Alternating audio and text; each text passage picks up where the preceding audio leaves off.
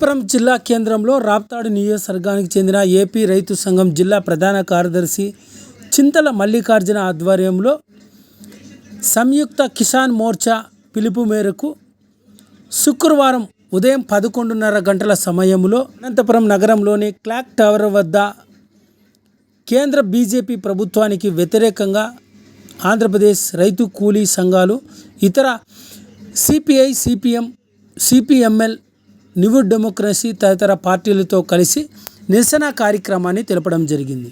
ఈ సందర్భంగా రాప్తాడు నియోజకవర్గానికి చెందిన ఏపీ రైతు సంఘం జిల్లా ప్రధాన కార్యదర్శి చింతల మల్లికార్జున మీడియాతో మాట్లాడుతూ, కేంద్రంలో బీజేపీ పార్టీ మూడవసారి అధికారం వచ్చిన తర్వాత ప్రజా వ్యతిరేక విధానాలను అవలంబిస్తుందన్నారు. రాష్ట్రంలో విశాఖ ఉక్కు పరిశ్రమను కూడా ప్రైవేటీకరణ చేసేందుకు ప్రయత్నాలు చేస్తున్నారని, అదేవిధంగా అనేక ప్రభుత్వ రంగ సంస్థలను ప్రైవేటీకరణ చేసేందుకు కేంద్ర ప్రభుత్వం నరేంద్ర మోడీ నాయకత్వంలో ముందుకు వెళ్తున్నాయని, వీటిని అన్నింటినీ నిరసిస్తేందుకే సంయుక్త కిసాన్ మోర్చా పిలుపు మేరకు నేడు అనంతపురం నగరంలో సిపిఐ, సిపిఎం, ఏఐటియుసి, సిఐటియు, ఇతర రైతు కూలీ సంఘాలతో కలిసి నిరసన కార్యక్రమాన్ని చేపట్టడం జరిగిందని, ముఖ్యంగా సేవ్ ఇండియా, సేవ్ అగ్రికల్చర్ అనే నినాదంతో కేంద్ర ప్రభుత్వానికి వ్యతిరేకంగా నిరసన కార్యక్రమాన్ని చేపడుతున్నామని, ఇదే విధంగా కేంద్ర ప్రభుత్వం ప్రజా వ్యతిరేక విధానాలను అవలంబిస్తే రానున్న రోజుల్లో పెద్ద ఎత్తున పోరాటాలు చేస్తామని రాప్తాడు నియోజకవర్గానికి చెందిన ఏపీ రైతు సంఘం జిల్లా ప్రధాన కార్యదర్శి చింతల మల్లికార్జున కేంద్ర ప్రభుత్వాన్ని హెచ్చరించారు. ఈ కార్యక్రమంలో సిపిఐ, సిపిఎం, సిపిఎంఎల్, ఏఐటియుసి, ఇతర అనుబంధ సంఘ నాయకులంతా కూడా పాల్గొని కేంద్ర ప్రభుత్వానికి వ్యతిరేకంగా నిరసన తెలిపారు. కార్పొరేట్ల నుంచి భారతదేశ వ్యవసాయంగాన్ని, అదేవిధంగా ప్రభుత్వ రంగ సంస్థలని కాపాడాలనేసి కార్పొరేట్లకు వ్యతిరేకంగా ఈరోజు భారతదేశ వ్యాప్తంగా రైతులు, కార్మికులు పెద్ద ఎత్తున ఆందోళన కార్యక్రమాన్ని నిర్వహిస్తూ ఉన్నాం. 2014 ఎన్నికలకు ముందు నరేంద్ర మోడీ గారు ఈ దేశంలో ఉన్నటువంటి రైతాంగ సమస్యను పరిష్కరిస్తామని చెప్పేసి, వ్యవసాయాన్ని లాభసాటిగా తీసుకొని వస్తామని చెప్పేసి, అదేవిధంగా డాక్టర్ స్వామినాథన్ కమిటీ సిఫారసుల్ని అమలు పరుస్తామని, అదేవిధంగా ప్రభుత్వ రంగ సంస్థలను కాపాడుతామనేసి 2014 ఎన్నికల్లో గెలవడం జరిగింది. 10 ఏళ్ల నరేంద్ర మోడీ కాలంలో ఇవాళ మొత్తం అంతా కూడా వ్యవసాయం అంతా కూడా సంక్షోభంలో నెట్టబడింది. రైతుల ఆత్మహత్యలు పెరిగిపోతూ ఉన్నాయి, రైతుల అప్పులు పెరిగిపోతూ ఉన్నాయి. కానీ బడా పారిశ్రామిక యొక్క ఆస్తులు మాత్రం ఇవాళ లక్షలాది కోట్లు పెరిగిపోతూ ఉన్నాయి. ఇవాళ దేశానికి అన్నం పెడుతున్నటువంటి రైతు పంట పొలాల్లో ఆత్మహత్య చేసుకుంటా ఉన్నాడు. అయినా ఈ ప్రభుత్వానికి ఏమాత్రం కూడా పట్టదు.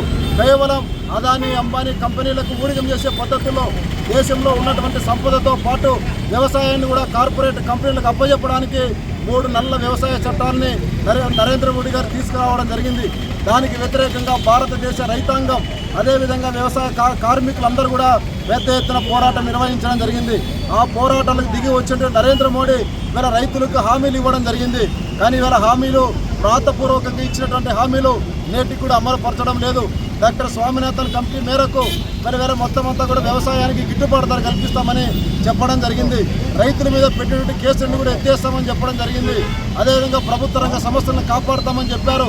కానీ నేటికి కూడా అమలు పరచకపోవడం వలనే ఈరోజు మరో పోరాటానికి పిలుపునివ్వడం జరిగింది.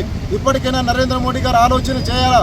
నువ్వు ఈ దేశ సంపదని కార్పొరేట్ కంపెనీలకు అప్పచెప్తా ఉన్నావని, దేశ వ్యవసాయ రంగాన్ని నాశనం చేస్తామని ఇవాళ నువ్వు 400 సీట్ల కంటే కేవలం 260 సీట్లకి నీకు పరిమితం ఇవ్వడం జరిగింది. అది కూడా ఇద్దరు నితీష్ కుమార్, చంద్రబాబు నాయుడు ప్రభుత్వాల మీద ఆధారపడినట్టు ప్రభుత్వం మీదే. ఇప్పటికైనా మీరు కళ్ళు తెరవాలి. ప్రజలందరూ కూడా మిమ్మల్ని తిరస్కరించారు, మీ విధానాలను వ్యతిరేకించారు.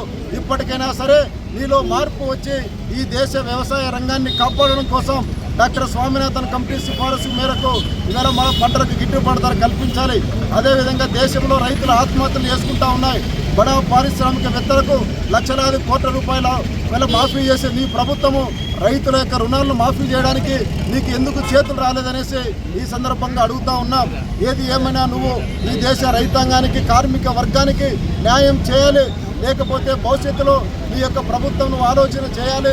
తుమ్మితే ఊడిపోయే ప్రభుత్వంలో ఉన్నావు నువ్వు. అందుకోసం ఇప్పుడైనా ఆలోచన చేసి దేశాన్ని కాపాడాలనేసి ఈరోజు క్విట్ ఇండియా ఉద్యమ స్ఫూర్తితో కార్మిక రైతు సంఘాలన్నీ కూడా ఈ ఆందోళన కార్యక్రమం నిర్వహిస్తూ ఉన్నాం. భవిష్యత్తులో కూడా ఈ ప్రభుత్వానికి రైతాంగ కార్మిక సమస్యల పరిష్కారం అయ్యేంత వరకు కూడా కలిసికట్టుగా పోరాటం చేస్తామని ఈ ప్రభుత్వానికి హెచ్చరిస్తూ ఉన్నాం.